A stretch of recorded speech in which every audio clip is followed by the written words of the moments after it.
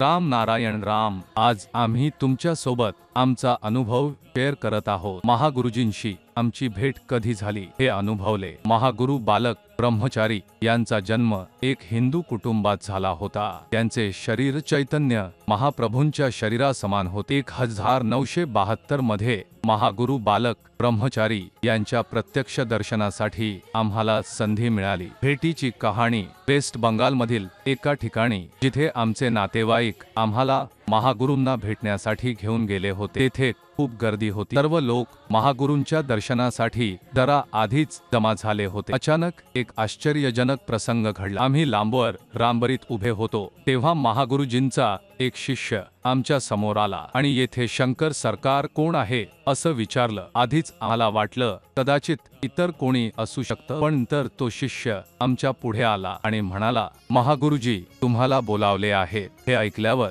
आम्ही त्या शिष्यासोबत महागुरुजींना भेटायला गेलो। महागुरुजींचा स्वागत। महागुरुजींनी आम्हाला त्यांच्या शेजारी जागा देऊन जमिनीत बसायला सांगितले। त्यावेळी आमचं वय 22 वर्ष होतं। थोडं धैर्य कमी होतं आणि लहानपणाही होता। महागुरुजींनी 2 तास आम्हाला बसवून ठेवलं आणि इतरांना दीक्षा दिली। अनेक वेळा आम्ही उठून जाऊन पाहत होतो, पण महागुरूंच्या शिष्यांनी आम्हाला परत बसवलं। त्यानंतर महागुरुजींनी आम्हाला जवळ घेतलं आणि कुंडलात त्यांचं जे प्रेम आणि स्नेह आम्हाला दिलं असं काहीतरी आपण कधी आपल्या वडिलांकडूनही अनुभवले नव्हतं। पैशावर चर्चा। महागुरुजींनी विचारलं, तुम्ही काय करता? आम्ही उत्तर दिलं, व्यवसाय करतो। आम्हाला असं वाटलं की ज्याप्रमाणे अनेक गुरूंना पैशाची इच्छा असते त्याचप्रमाणे महागुरुजींनाही पैसे पाहिजे असू शकतात। त्यानुसार आम्ही पर्स काढून त्यातले पैसे महागुरुजींना दाखवलं। महागुरुजींनी सांगितलं, हे पैसे मला नको, ही पैशाची गरज तुमच्याच उपयोगात येईल। त्यांनी पुढे सांगितलं, तुम्ही जितके पैसा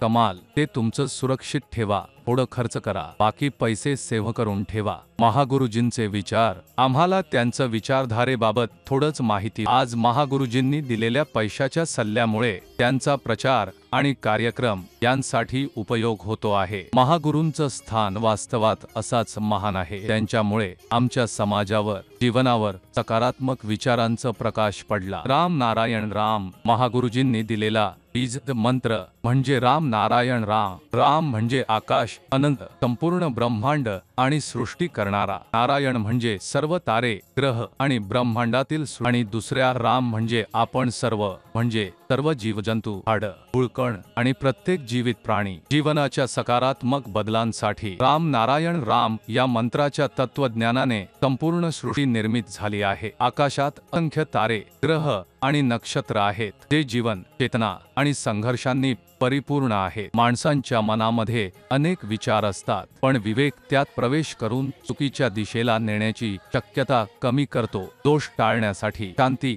समानता आणि आत्मविश्वासासाठी या मंत्राचा जप करावा असे महागुरुजी सांगतात। तुमचं जीवन सुधारण्यासाठी तुम्हीही या मंत्रात सामील व्हा। राम नारायण रामच्या जपाने तुम्हाला आंतरिक शांती, आत्मविश्वास आणि जीवनात नवीन सकारात्मक बदलाव करता येतील। तुमचं जीवन आजच संवारायला सुरुवात करा। फॅक्टोरियल।